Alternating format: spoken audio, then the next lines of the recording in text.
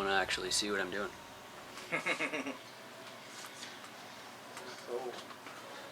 Oh yeah, it's Blazer craziness right here. Welcome. Welcome, welcome. So, who remembers from, seems like 5 minutes ago that I was over at Dan's house doing live feed Blazer builds, remember that? Yep, yep. That was so much fun. It was, you know, really was a month ago? No, was it that long? A bit more than a month ago. Early November, anyway. Early November. What is it now? End of December. End of December. So, wow. Dan's over here at the GCM studio, and I'm wearing my new exclusive RC toque because, thank you, Brian, for finding out it's cold up here. Yeah. Funny thing about Canada. Canada is a funny place. I will tell you that. Last time I saw Dan, I had to travel 1,000 miles to get to his place, and I went to the East Coast. So people from where I'm from here in Ontario, we think we're on the East, but he was from the East. The Far East, maybe. The Far East, yeah, the far Canada East, so 1,000 miles. And it was worth it to come over here, I'll tell you what, because we get to do a whole bunch of video stuff on, this incredible Blazer! And so it's a little bit of Blazer mania here today. It's kind of ScaleTalk Blazer craziness. I want to talk about that one. And then we'll talk about this one, and we'll talk about this one, and we'll talk about why doing Blazer hard bodies is so awesome. Yeah. Yeah. How many K10s do you have now? I have 3 on the go.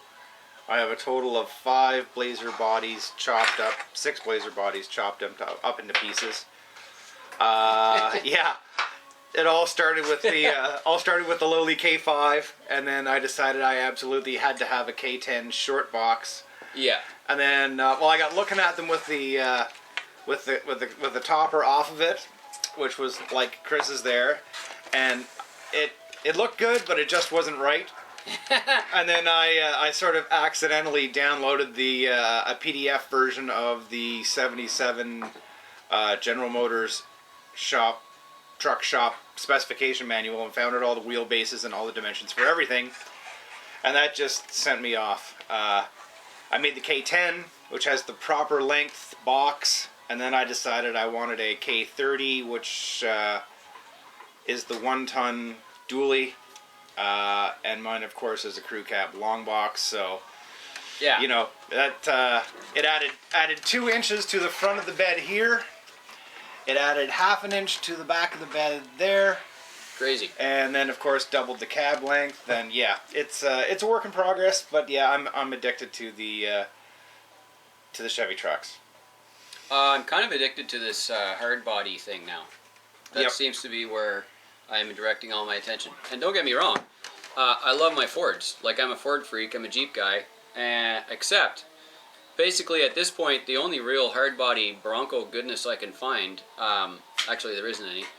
So, you know, you got to do lexan trucks if you want Broncos and stuff, because that's just how it is. There's a bunch of hardbody Jeeps that are around, that's good. Yep. But this whole Chevy craze, this thing really, like, piqued my interest.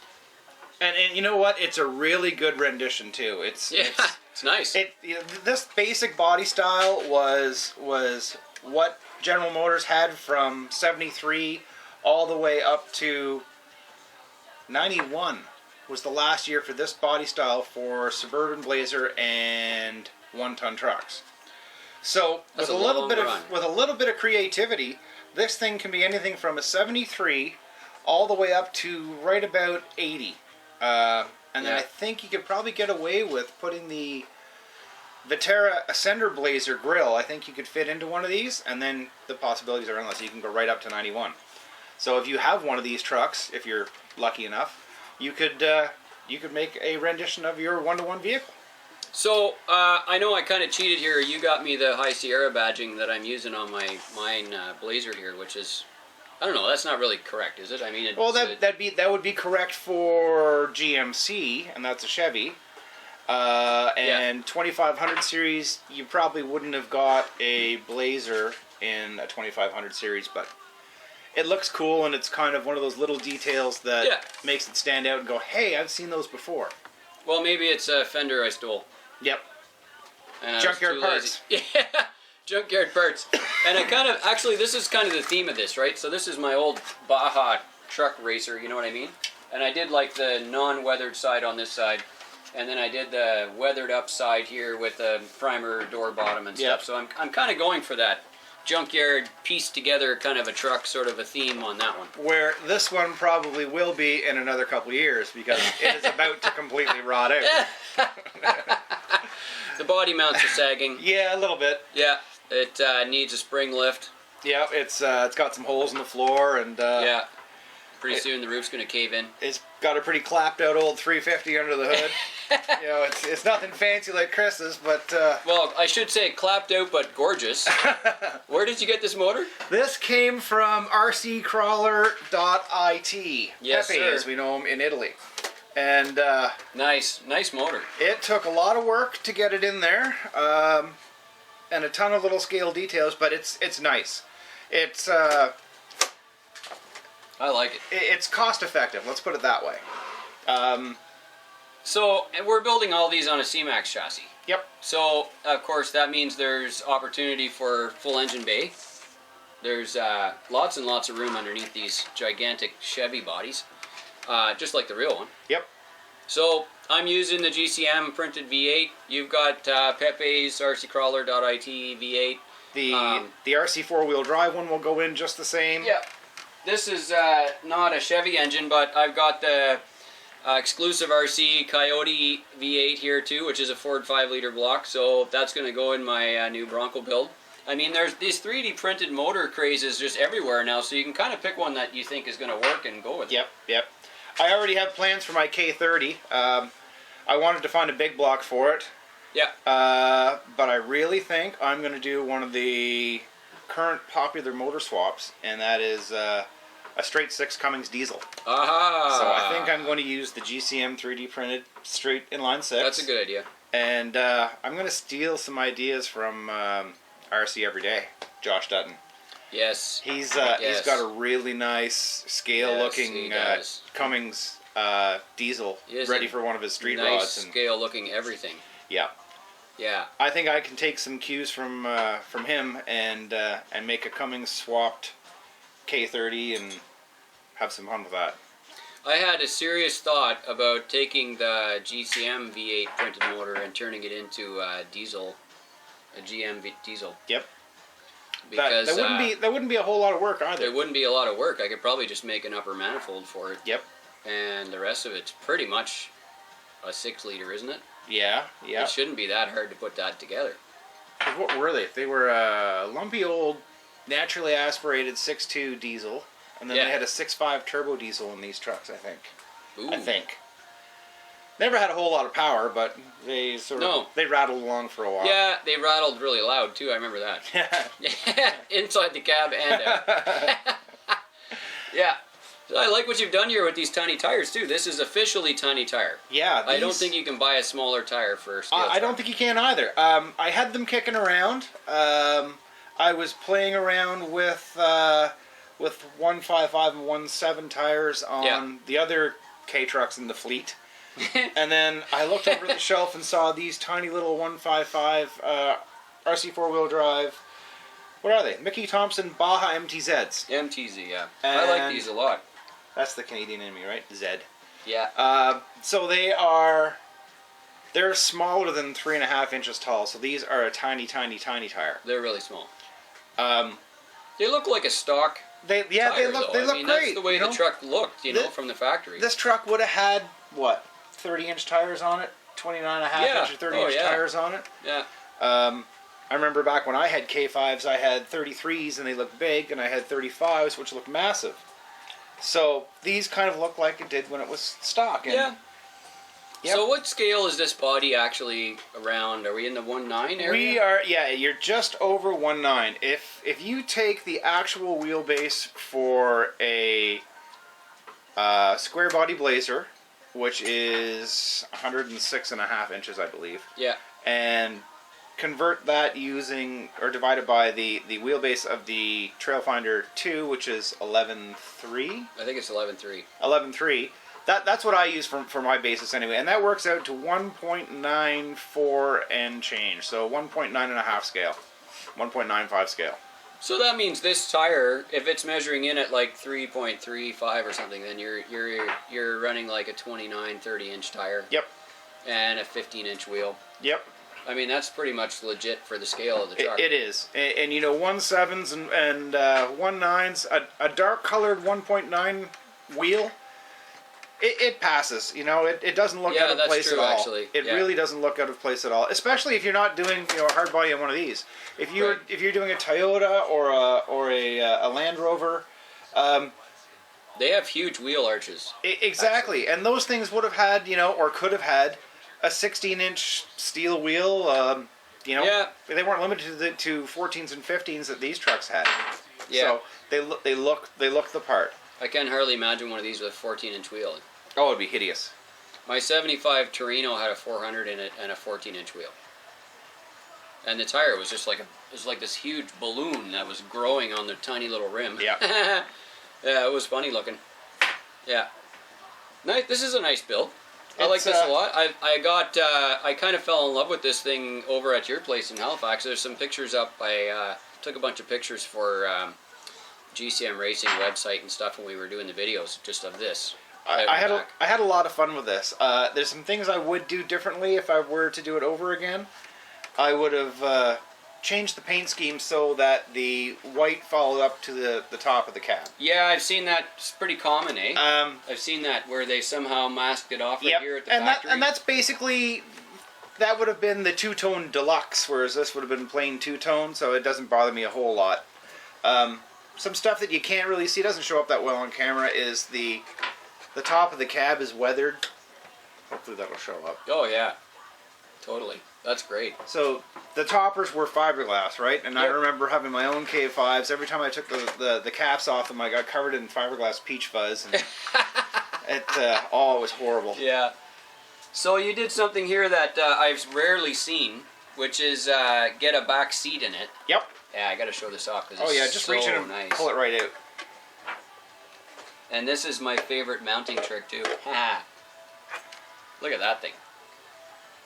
If that's not a legit K5 back seat, I don't know. It is. That is so nice. I figured out some dimensions, and I took a ton of pictures, and I sent them off to Ryan Luna. That's so nice. And it's even got the armrest rails on it. Yep. And then, of course, so you didn't have to chop it all up. You just magnet mounted it on the bottom. Exactly. 8 little tiny rare earth magnets, and you could almost open the tailgate and throw it in, and it'll pop into place. Yeah, I mean, you can pick up the truck with the back seat. Yep. That's so good. Yep. And that gives it like the raised, you know how they were sitting on a little rail that was on top of the floor pan? And it's just like that. You can't really see it, but if you reach in, you can almost... Oh, cool. You can flip it forward. Look at that. You can actually tip the seat. Or it goes back. And it snaps down. A couple other things I did different from a stock kit build. I used small RC 4-wheel drive mirrors. Yeah, these are super nice. And I think they're rubber or something too. Yep, they are rubber. I just CA'd them on there. Yeah. And I have Ryan Luna 3D printed door cards. And yeah. So talk about the bumpers. Oh yeah. Front bumper is the SSD Ascender Blazer bumper. Chris has already posted some tricks on how he mounted that onto the CMAX chassis, but it works great. It fits the part. It does look good, by the way. It encases the front of the body so that there's no way it's going to come apart. There's no way it's going to pop off. And the rear bumper, I did a couple little tricks with. Do we have a stock bumper here? Yeah, let's see if we can show off them both. Hold that up beside this thing and then maybe we can show them both off. So the yellow truck's got an all-stock rear bumper on. You see the difference there? It's not just the black strip. Yeah, besides the black strip, which was an easy trick, and I'll tell you about that in a minute. I took the bumper off and I held it up to my belt sander, and I took about 5 millimeters off the bottom of it. So good. The bumpers on these trucks, while they're accurate, they're, you know, kind of like one scale size too big. They seem to be like really thick, tall to me. Yep. They don't seem to be Like it's as if the rubber strip is a little too thick, and then the bottom of the bumper should come up a bunch. It just seems like they're kind of thick. Yeah. And I haven't got a whole lot of trail time on this. You know, it's basically run around my yard, and it's run around in the snow in front of my house in Halifax. The rear bumper, it may just be the tiny tires, but the rear bumper drags. It drags on everything. Really? Yeah. Wow. So I think hacking 5 millimeters off the bottom of it. That's a good idea. I think it's definitely helped.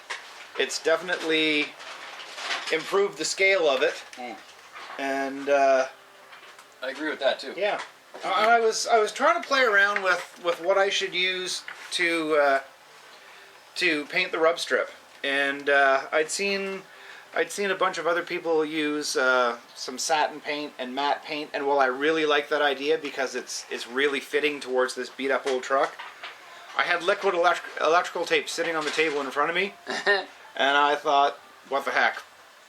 And you know what? It worked great because it kind of looks like it's peeling. It kind of looks like it's maybe rubbed a tree or two, and it's kind of abraded on the edges, and yeah, it fits the build. Yeah, when I got this yellow body painted from Andy, who's by the way, if you want to meet Andy, go to USTE, look it up on Facebook, Ultimate Scale Truck Expo 2017. Look it up, and then come over and meet Andy. He painted this. Prize-winning painter. But anyway, the point is I put it together and showed him. And he said, paint the black strip, paint the black strip. So I got to do that now. Yep. And it does, by the way, look super more authentic. It does. I think this isn't actually, on the real trucks, this part, in fact, is rubber, isn't it? Yes, it is. So if it wasn't there, the bumper would just be smooth. It would be perfectly smooth. Yeah, so you have to paint it now. You don't have a choice. Unless you want to shave it off and then paint your bumpers black, which, you know, you might see in one of my future builds. Well, that'd be neat. Because then it looks sort of more utilitarian work truck. Yeah, yeah. That might give you a chance to shave it, kind of make it smaller too, and yeah, and reshape it a little bit. That was my plan. You know, yeah. if you're shaving the rub strip sides of the bumper off, you're going to effectively narrow it. What, 3 or 4 millimeters per side? Bunch. Yeah, per side, which doesn't sound like a whole lot, and probably doesn't look like a whole lot until you see it next to another truck with a stock bumper on it, and that's where it'll really start to jump out. Yeah. Well, that looks fantastic, and turn that around so we can compare the front. A couple of nice changes that you made on yours too, which I stole on my red truck. This is basically an all-stock RC four-wheel drive build, except for the two-tone paint, of course, but we did not black out the chrome grille or any of that stuff. Yep. Whereas I did. Oh, it looks so much better. But I did not black out the headlight surrounds. Oh, yeah. Depending on the trim level of the actual truck, they would either be black, or they would be gray, or they would be solid chrome. And I really don't know what this truck would be. This would be a middle of the line kind of optioned truck, so it sort of had some of each. It had the blacked out grille. Well, all the grills were kind of blacked out, but it doesn't have it's got the high end headlight surrounds, but it's got non-chrome mirrors, and it's got two-tone interior and two-tone paint. So yeah, this would be middle of the line. So does that mean there was like a chrome package where you got the chrome headlight surrounds, you got the chrome handles, maybe chrome mirrors? Is that the kind of thing you're talking about? Yeah, the headlights were always all chrome, but you had different styles of mirrors. You had, what was there? Scottsdale, Silverado, Custom Deluxe. There was all kinds of different trim levels, and I can't remember them all off the top of my head because they changed every. Well, the body style stayed almost the same from 73 right to effectively 87 on the trucks. Yeah. The trim levels changed almost yearly. So, well, you got to keep the people coming back, right? Yep. Kind of cool that all three of these Blazers are done on a CMAX chassis. So, I mean, it's really easy. It's so easy, it's kind of silly how easy it is. And they're all unique, right? They all have a unique flavor. I mean, we got my Baja Racer. And I kind of stole some of your ideas here. I did the blackout grill and a little bit of dirt in the headlight buckets. And I'm kind of making it kind of dirty, you know, restored / junkyard build. Yeah. And then we got the shiny, and then the actual live weathered. This may get some revisions.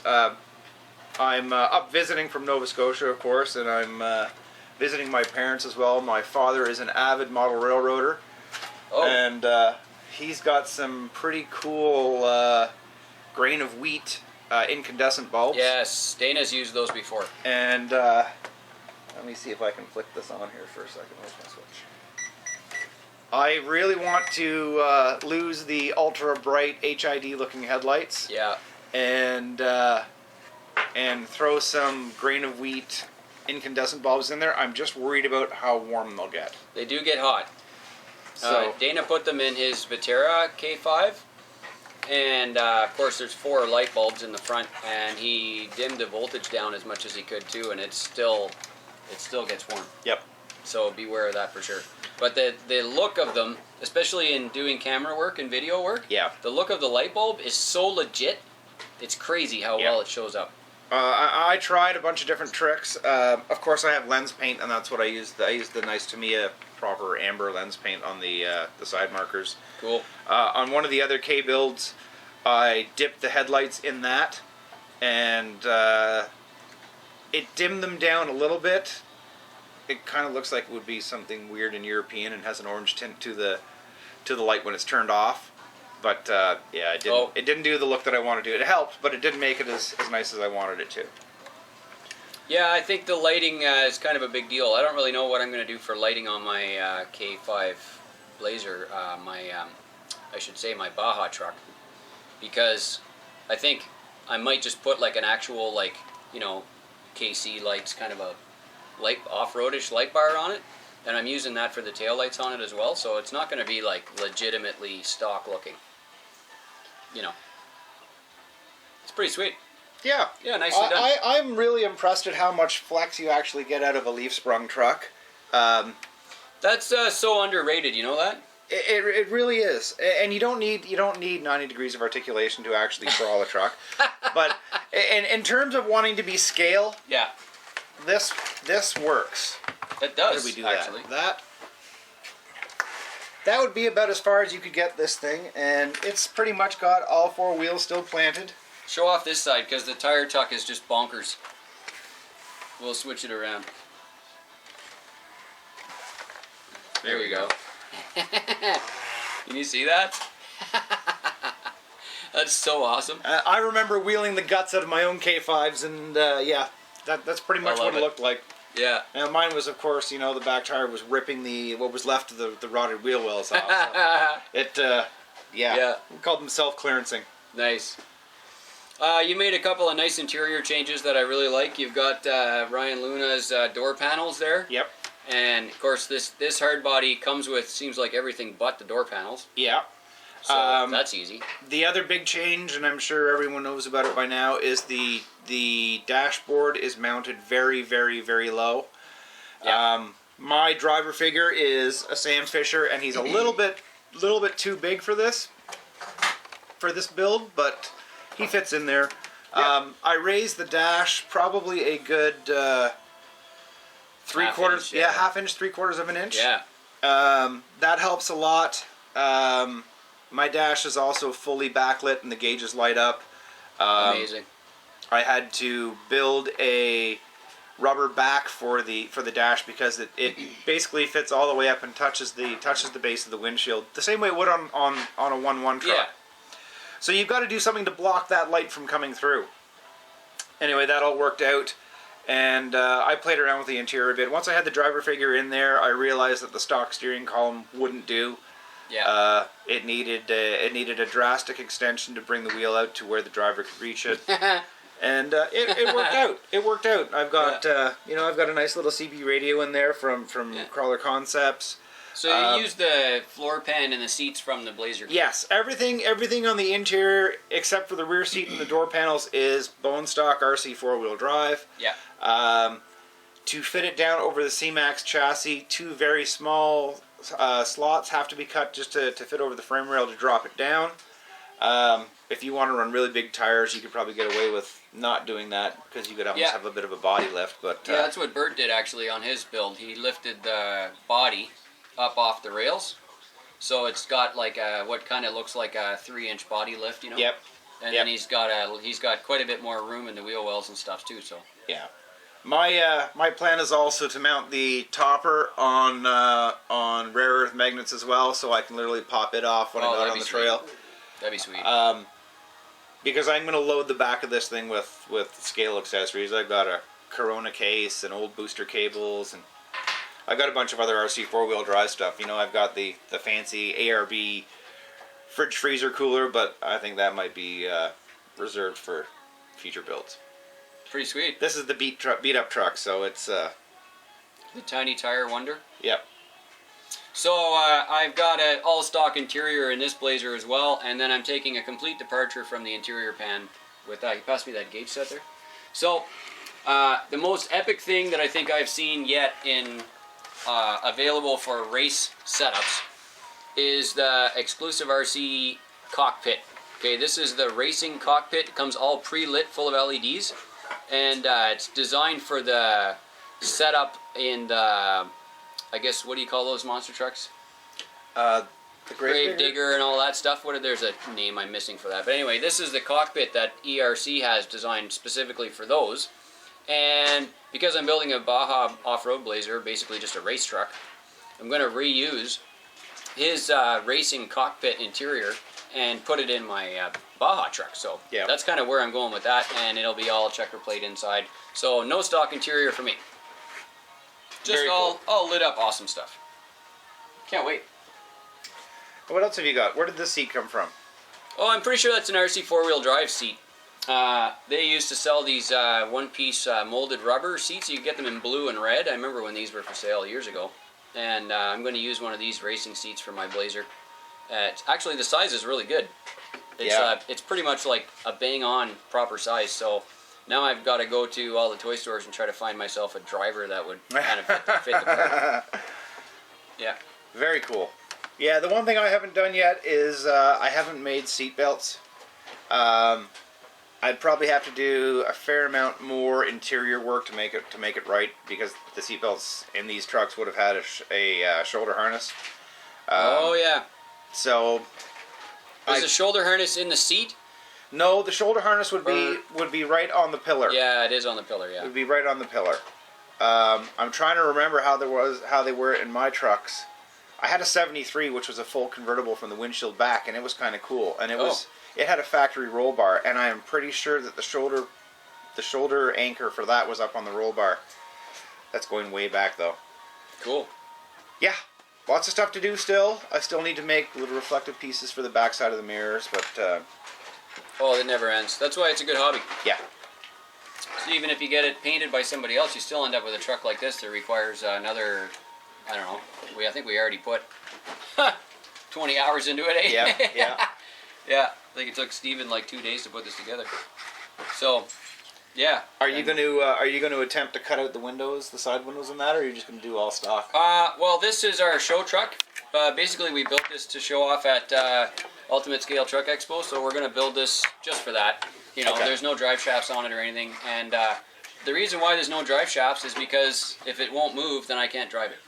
And the ultimate don't scratch the paint truck. No, seriously, like I have to force myself to not drive them because like all I want to do is take this out now and wheel the crap out of it because it looks so fantastic and do videos and stuff, and you know I want to drive it so bad, but now I can't because it's freewheeling. So as long as I'm too busy to put drive shafts on it, it'll be nice for a long time. I did that with my. Some of you guys have seen my stretched K30 build, and it's which is beautiful. It's a really, really long truck. It's got an 18-inch wheelbase, which is a little bit longer than you think. It's big. But I got that thing all together, and I got the motor and the radio tray and everything, you know, the electronics in it, and then my batteries showed up from Helios RC, and I had to take it for a rip. And I didn't have a front drive shaft in it the first time I drove it, and it wheel hopped and spun like crazy. That's so funny. So I stole the front drive shaft out of one of the other K trucks, and you would not believe how that big truck wheels. I was so impressed. It steers almost the same as one of these does. Yeah. and climbs like you wouldn't believe. The dually rear wheels help it side hill. Now, I mean, some of that was probably because it didn't have a bed on it, but I was driving it around with just the big crew cab body on the front, and no interior, but it was lumbering along, and yeah, climbing snow piles like I've never seen anything climb before. It was almost like a skidoo. It was crazy. That's so cool. Crazy. Yeah, it's so long. It's like you can basically steer it with the frame flex. It's pretty big. Yeah, I love it. Yeah, these are pretty nice. We're gonna have to do a Toyota edition of the CMAX builds pretty soon. I've got a Hilux coming from JS Scale. Can't wait to see what they're doing with that. That'll be fun. Yep. And of course the LC70 Hardbody from Killer Body's out now, and I'm putting that on a CMAX too. So along with Ryan Luna and a whole bunch of other people are doing that. So that'll be like the Toyota CMAX build video. Yes. To get that going. Yep. And then of course there's all the Rovers.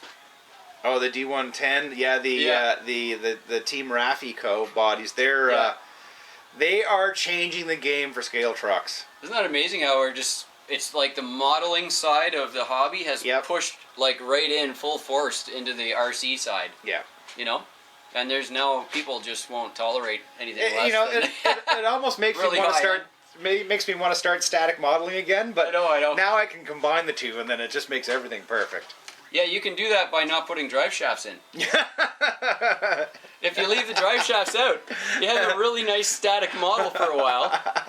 And then as soon as you get the drive shafts in, then you get to wheel it, you know, like this one. I can't wait to wheel this, actually. And now that I have the interior from my cockpit from Exclusive RC, I'm going to finish putting this together and actually get some, like, mega wheel time on it. It's ready now. I got all the foams are done. Yep. I mean, I'm like, I'm so ready. Yep. That's really cool. That should be lots of fun. And I keep watching you driving yours around, so I'm getting jealous. I still don't have real trail time on it. I just haven't had any time. But this one's ready to go. Awesome. Yeah, it's ready to go. Well, that looks really good. Let me tell you right now.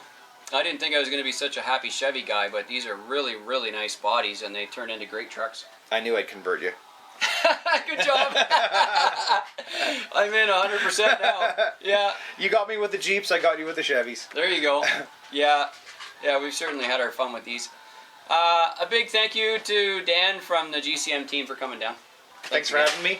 Yeah, very excited to have this video up. And guys, if you have any questions about Blazers, look up Dan Tech Customs on Facebook. That's this guy. And you can ask him all kinds of questions about building all kinds of crazy K-bodies and pickups and you name it. Dualies, he's done it all, I think, pretty much. Pretty much. The only thing I haven't done yet is a Suburban, and it's going to happen. Well, there you go. That's all I'm saying. A Suburban's going to happen, so there'll be one of everything. Yeah. So check out Dan Tech Customs. Again, some of the other people that we commented on today, we've got GCM puts out the CMAX chassis, which we built all these on. Yep. JS Scale does all kinds of Jeeps and Toyotas and Chevys and Rovers in custom paint and weathering, and JS Scale does a great job. Exclusive RC. Exclusive RC's got my cockpit, yes. 3D printed motors from GCM, Exclusive RC, from our Shapeways store. You've got yours from rc-crawler.it. Yep.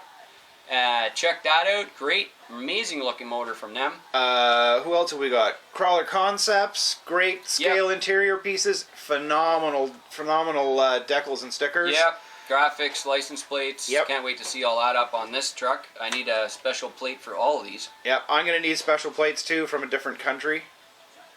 Talk about that someday. We'll talk about that someday. What else? Ryan Luna. R3 Designs. He has a Blazer interior panel that he makes already for the Vetera Lexan lid, and it works very, very easily on the RC four-wheel drive body. Yep. Keep that in mind. Yep. That's a drop-in ABS panel you can stick right on, and it looks fantastic. As well as for the Hardbody Jeep XJ. Yes. He does, Ryan does full interiors for the XJ and a bunch of other stuff. He's working on the LC70 stuff right now as well. Yep, little birdie told me that, so... Wait till you see that coming. Yes. Yeah, that's a pretty exciting bunch of people there. You can... Now, I tell you what, nobody is going to tolerate going back to boring Lexan lids after all this goodness that's happening this year and last year.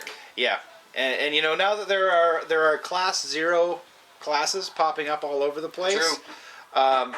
These trucks are going to have their own class, and not to say they aren't competitive in a true Class 1 style environment, but having a class of their own will make it all that much more fun. Yep. Well, again, great to see you. Thanks for coming down. Thanks for having me. Cheers, guys. Check out all the links in the description box on YouTube if you don't remember what we're talking about. And we're going to look for your videos pretty soon on your channel. Keep building. Tiny Trucks. Bye-bye.